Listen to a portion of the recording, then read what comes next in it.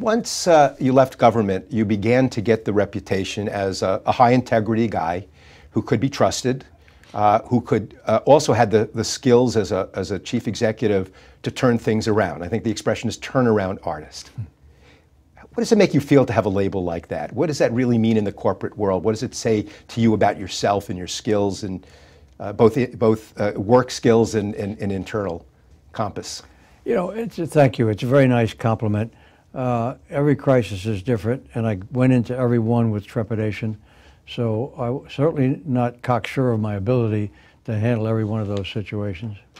Well, you went to Smith Barney, and that clearly was a turnaround situation. Yes. Why don't you tell us a little bit about that? What they were looking for, what they needed you to do. It was a fine old name that went. It was an old Boston company, and high net worth. These are stockbrokers that handle high net worth accounts, sure. and a trading department that traded securities.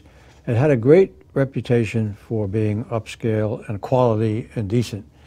It was bought by a guy by the name of Jerry Sy, who really ran mutual funds. He was an asset manager and had other parts to the company.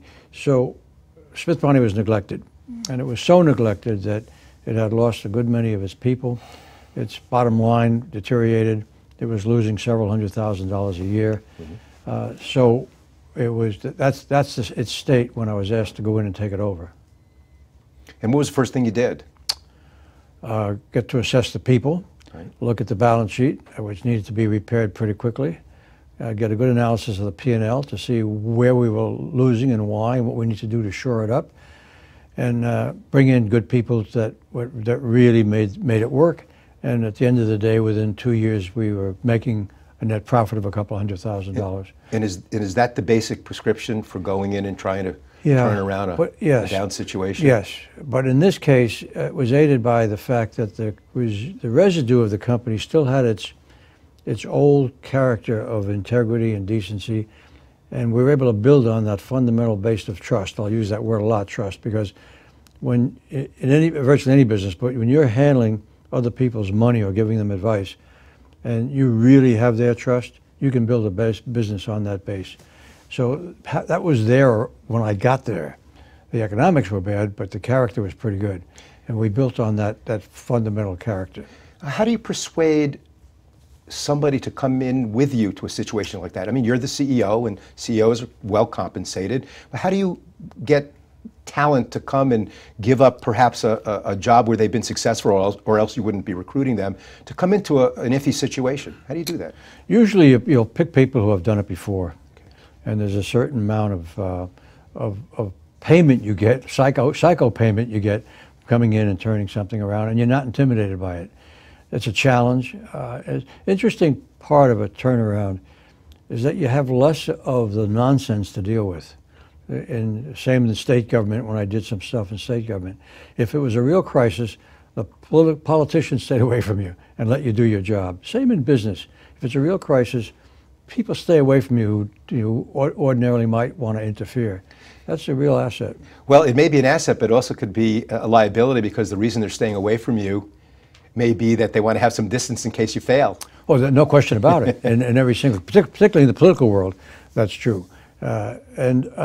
But the other aspect of it is, if you really want to succeed in a task, the time to do it is when it's in trouble.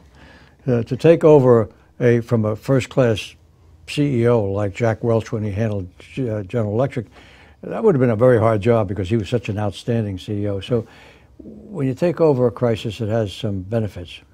Did you have to lay off a lot of people in any of these turnarounds?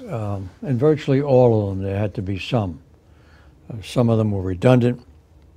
Some of them had just been evaluated and just didn't have it. How hard is that to do? I mean, ironically, if a successful CEO, brings a company around financially, has to shed payroll, get rewarded at the expense of people losing their jobs. Is that something that keeps you up at night? It's hard. It's very hard. And I don't know of a decent CEO who doesn't care about that. I had a senior executive come into my office, and when I told him that he really had to change his career, he cried. Mm. And I asked him if he was all right, and he said he wanted to leave and come back. So he left, composed himself, and came back. And I explained what had to happen. I gave him a long runway, so 6 months, so to find another job so we could work it out civilized. The public disclosure, I made it as human as I could in terms of we weren't firing a bad guy, we were making some adjustments and some changes. But it's hard. It's how you change lives, you change families, you change a lot of stuff. You've got to do it, but you've got to do it in the right way.